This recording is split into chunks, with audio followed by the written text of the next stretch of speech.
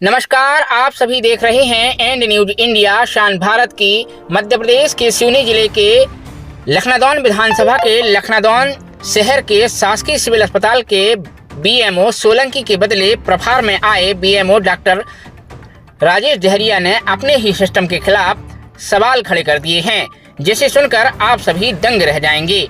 Doctor Dahariya ने social media Facebook site पर उस लापरवाही की बात कह दी जो कई दिनों से देखी जा रही थी, और उसी लापरवाही को कहने की हिम्मत प्रभारी बीएमओ डॉक्टर डहरिया जुटा पाए। आपके मुताबिक सोशल मीडिया की फेसबुक में सभी डॉक्टरों की छुट्टी में जाने तथा वर्तमान डॉक्टरों की ड्यूटी में न आने तथा अस्पताल प्रबंधन के खिलाफ अराजकता और लापरवाही करने का सीधा सीधा आरोप लगाया गया है।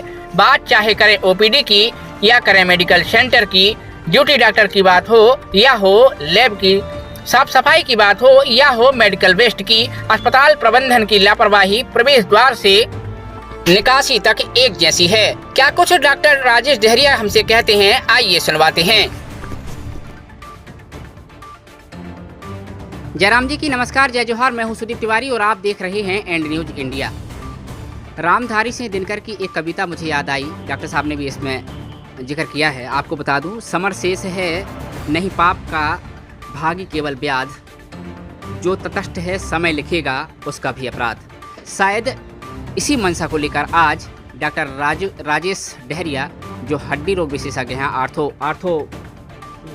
आर्थो बोलते हैं उसे, आज वो हमारे साथ मौजूद हैं और अपने ही सिस्टम से परेशान होकर उन्होंने आज मीडिया तो नहीं कहना चाहिए, सोशल मीडिया के माध्यम से एक पोस्ट की है, जिसको देखकर हम लोग आज यहाँ उपस्थित हुए हैं।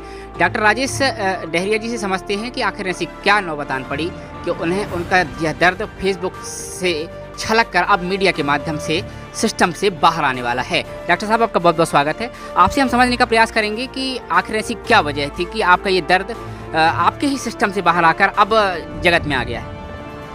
मैं व्यक्तिगत रूप से बहुत प्रयास किया है मैंने कि कुछ बेहतर कर सकूं मैं अपने हॉस्पिटल को, लेकिन मुझे लग रहा है कि अब मेरे अकेले के बस में नहीं है, तो इसमें और भी लोगों की सहभागिता हो, लोग जोड़ें अस्पताल के उन्नयन के लिए, इसलिए मैंने यह पोस्ट की है।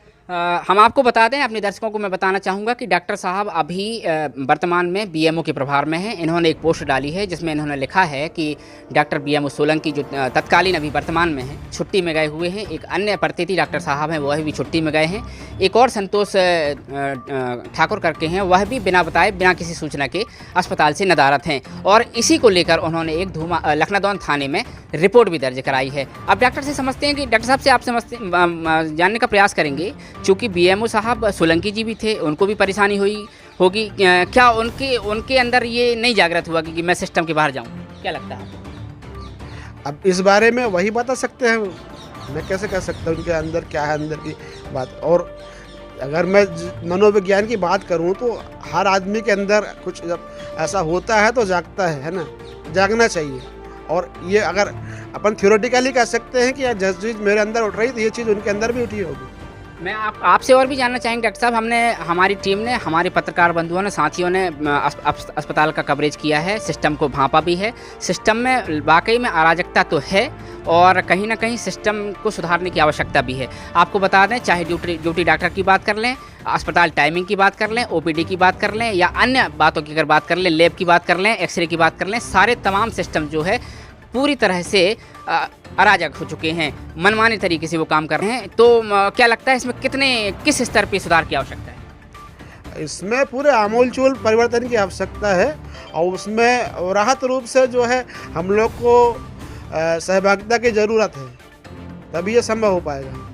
मैं अपने दर्शकों को बताना चाहूँगा, अभी 30 सितंबर को विकी कहार हत्याकांड सिविल अस्पताल भोग चुका है। संभवतः उसी हत्याकांड को भांपते हुए डॉक्टर राजेश डहरिया जी ने शायद यह कदम उठाया है। और हम आपको बता दें कि राजेश डहरिया भी वर्तमान में बीएमओ हैं। इनसे सिस्टम के बारे में समझने का भी प्रयास करेंगे। डॉक्टर साहब, आपसे समझने का प्रयास करेंगे, चूँकि ड्यूटी का आपका समय हम आपसे जानना चाहेंगे कि ड्यूटी का समय क्या है डॉक्टरों का, कितने बजे से कितने मौजूद रहना चाहिए? ड्यूटी का तो 24 घंटे हमारा समय है।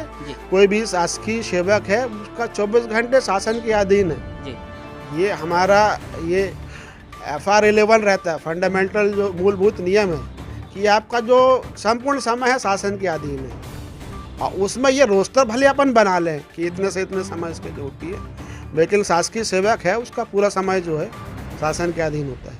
डॉक्टर साहब, आपसे ये भी समझना चाहेंगे, चूंकि अब आपने अगर आप सिस्टम की बात उठाई है, वर्तमान में बीएमओ भी हैं, आपसे समझने का प्रयास करेंगे कि 108 की जो व्यवस्था है बहुत ही लचर है। चाहे गर्भवती महिलाओं की बात करें या घायलों की बात करें, समय पर 108 नहीं पहुंचती है। कहीं ना कहीं जवाबदारी जिम्मेदारी अस्पताल की बनती है।